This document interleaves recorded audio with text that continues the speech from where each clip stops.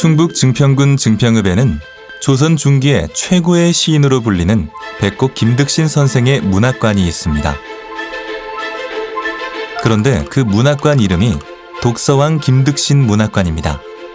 대체 얼마나 책을 많이 읽었기에 독서왕이라는 별명이 붙었을까요? 조선시대 최고의 독서왕으로 많이 알려진 사람은 바로 세종대왕입니다. 세종실록에 보면 한 가지 책을 100번씩 읽었다고 기록되어 있습니다. 하지만 그런 세종대왕도 백곡 선생의 독서량에는 비교가 되지 않습니다. 백곡 선생이 쓴 독수기에는 자신이 읽은 책의 횟수를 적어두었는데요. 노자는 2만 번, 목가상기는 1만 8천 번 등 1만 번 이상 읽은 책만 36권에 달합니다. 특히 사기의 백이열전을 좋아해서 무려 11만 3천 번 읽었다고 합니다. 도대체 백곡 선생은 왜 이렇게 책을 많이 읽은 것일까요? 백곡 선생은 지금의 경상도 도지사에 해당하는 경상도 관찰사 김치의 아들로 태어났습니다. 하지만 어린 시절 천연두를 알아 제대로 공부를 하지 못하고 10살이 되어서야 겨우 글을 깨우치게 되었습니다. 글을 한 편 쓸 수 있게 된 것도 20살이 넘어서였습니다. 당시 명문가의 수재들이 3살이면 천자문을 익히고 10살이면 사서삼경을 독파하고 20대에는 과거에 급제했으니 늦어도 상당히 늦은 사람이었습니다.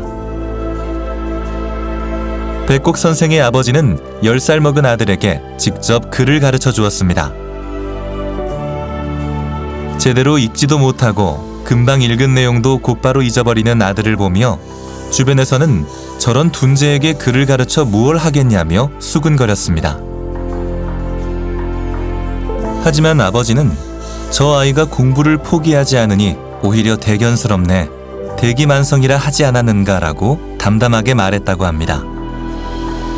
아들의 둔함을 꾸짖지 않고 아버지는 끊임없이 믿고 칭찬하며 격려해 주었습니다. 이러한 아버지의 긍정적인 태도는 백곡 선생으로 하여금 긍정적 자기암시를 하도록 만들어 주었습니다.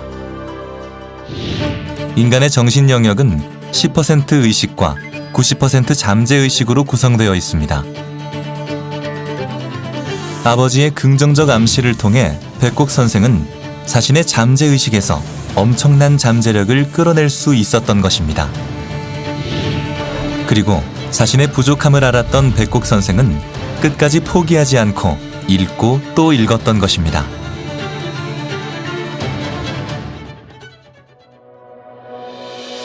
백곡 선생의 아버지는 돌아가시며 60세까지는 과거에 응시하라고 유언을 남겼습니다.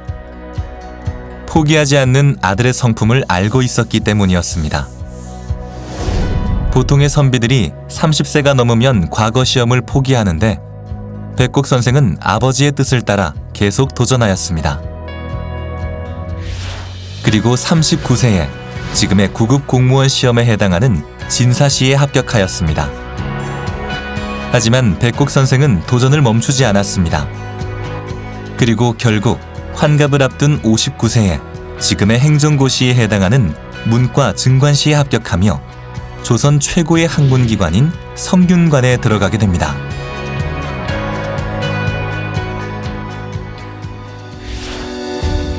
충청북도 증평에 있는 백곡의 묘소 묘비에는 이런 글이 적혀 있습니다.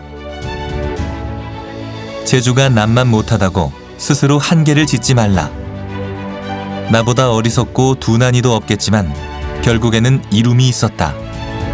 모든 것은 힘쓰는 데 달렸을 따름이다. 백곡 선생의 출발은 누구보다 더디고 부족했지만 조선 중기 선조에서 숙종에 이르는 시대를 살며 1500여 수의 주옥 같은 시를 우리에게 남겨주었습니다.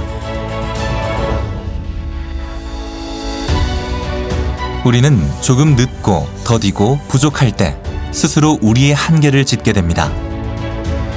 하지만 우리는 눈앞에 보이는 한계보다 보이지 않는 훨씬 더 커다란 잠재력이 있음을 잊지 말아야 합니다.